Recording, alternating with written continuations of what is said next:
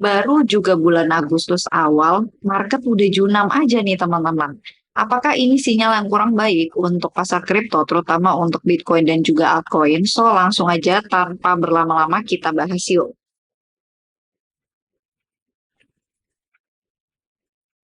Nah, di sini kita cek and recheck terlebih dahulu untuk kondisi terkini dari pasar kripto ya, teman-teman.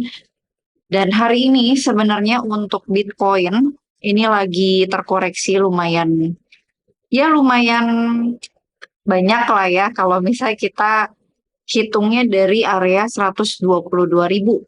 Sekarang Bitcoin diperdagangkan di 113.000 dan ini penurunannya selama 7 hari terakhir hampir 4%. Bagaimana dengan altcoin, Kak? Nah, altcoin ini seperti yang kita ketahui dan kita kenal sama-sama ya teman-teman. Karakternya itu kalau naik ya naik gitu kan lumayan banyak, turun juga lumayan banyak seperti itu ya. Dan di sini yang jadi pusat perhatian nih sebenarnya XRP teman-teman.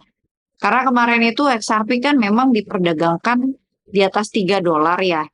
Sekarang dia udah balik lagi nih ke 2,93 dolar. Apakah kenaikan pada XRP udah selesai?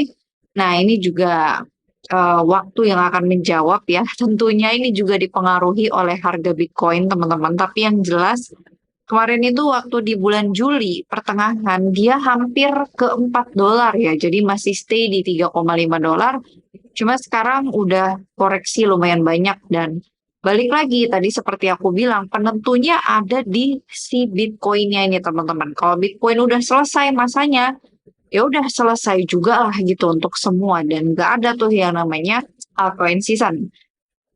Tapi kemarin bukannya udah dibahas ya altcoin season itu fix terjadi. Nah, memang sebenarnya indikasi itu udah ada teman-teman dan memang potensinya lebih banyak untuk terjadi. Tapi ini masa yang bisa dibilang penentuannya tuh bener-bener jadi atau enggaknya tuh ya sekarang ini teman-teman ditentukan oleh si Bitcoin-nya itu. Nah, untuk sentimen ya yang berasal dari berita ataupun news, minggu ini sih sebenarnya nggak ada ya untuk sentimen tersebut. Jadi kemungkinan besar market masih dalam posisi ranging ataupun sideways. Tapi minggu depan nih teman-teman, minggu depan kita akan sama-sama menyaksikan perilisan data inflasi atau CPI yang mana itu akan dirilis pada sekitar tanggal 12 Agustus dari mulai core, lalu CPI-nya di tanggal 14 ada PPI sama initial jobless claim dan di hari Jumat tanggal 15 itu ada retail sale. Nah, ini teman-teman, untuk CPI belum keluar nih prediksinya ataupun data forecast-nya. Jadi, memang kita nggak bisa mengira-ngira ya, maksudnya apakah akan terjadi penurunan kah? Atau terjadi kenaikan kah? Seperti itu ya. Nah, bagaimana dengan data CPI yang bulan lalu? Itu kan dirilis pada sekitar bulan Juli. Mungkin kita bisa nih mendapatkan sekiranya pandangan gitu ya dari data CPI bulan lalu. Kalau untuk bulan lalu, teman-teman, memang telah terjadi kenaikan inflasi. Seperti itu ya, dari 2,4%, prediksi ke 2,6, lalu naik ke 2,7%, teman-teman. Dan untuk rate cut juga belum terjadi, teman-teman ya. Seperti kita tahu di FOMC terakhir itu The Fed sama sekali belum mau menurunkan suku bunga, tapi memang ada wacana nih kalau September katanya bakal terjadi penurunan suku bunga, teman-teman. Nah, tapi itu belum fix ya, maksudnya baru sebatas wacana aja. Untuk real atau kenyataannya ya kita tinggal tunggu aja nanti teman-teman di fungsi yang bakal datang. Seperti itu. Nah, kita akan cek untuk kondisi harga Bitcoin terkini. Terakhir itu aku update ini garis yang terakhir ya aku buat itu di tanggal 21 Juli kalau nggak salah ya. Karena ini terakhir kali aku tarik area rectangle ini sampai di sini dan sampai sekarang aku belum ada perbarui chart sama sekali. Nah, terakhir kali aku bikin dua skenario. teman-teman ya. Jadi kan memang terakhir kali itu dia masih sideway di area 118.000. Nah, karena sideway kita nggak bisa spekulasi ya. Maksudnya kita nggak bisa bilang kalau oh dia bakal naik, oh dia bakal turun. Apalagi dia udah di ujung gitu posisinya. Terakhir kali prediksi nggak meleset tuh teman-teman. Akan ada kenaikan gitu. Dari area 100.000 kemungkinan besar akan ke 115 sampai 120.000. Mungkin setelah itu bakal terjadi koreksi. Kenapa? Karena ini ada golden ratio di Fibonacci 61,80%. Dan itu benar teman-teman ya. Sudah tercapai lalu dia terkoreksi. Nah, kemudian yang paling baru update-nya itu, terakhir kali kita bahas nih, oke dia posisi sideway nih teman-teman.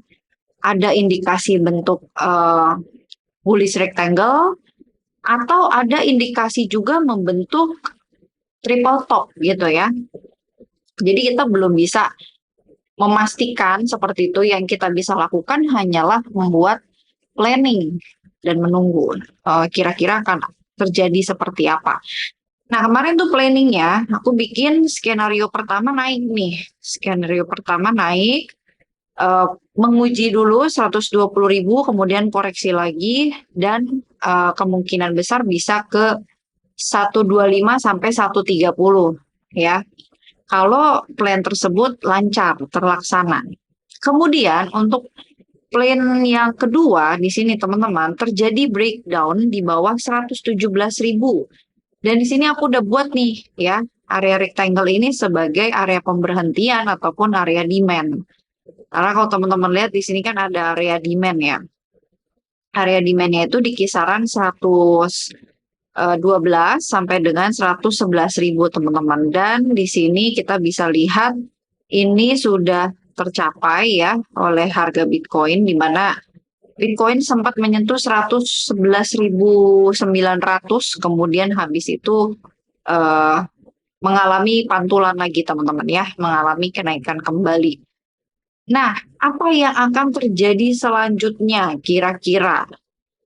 Apakah area support ini mampu untuk menahan harga Bitcoin? Karena kalau misalnya ini gagal nih teman-teman ya, sampai gagal ditahan oleh support di 111.000, maka kemungkinan besar teman-teman ya, kemungkinan besar di sini kita akan melihat Bitcoin mungkin balik lagi ke 108.000. Dan pastinya pesimis ya, kita pasti bakal pesimis. Wah, tren udah selesai nih, berarti benar gitu kan kalau kita pakai resistance line yang dihubungkan dari tahun ke tahun seperti itu, berarti benar Bitcoin udah kena di area resisten yang kuat. Seperti itu, ini kita rubah chartnya ke reguler, berarti benar dong kita sekarang udah selesai gitu masa bullishnya. Makanya tadi aku bilang ini tuh bener-bener penentuan terakhir, bener-bener terakhir banget teman-teman ya. Di area ini, area demand ya, area demand ini teman-teman, apakah Bitcoin akankah bertahan atau tidak ya? Karena kalau misalnya dia gagal bertahan, kemungkinan besar teman-teman kita bakal mengalami koreksi lebih dalam lagi.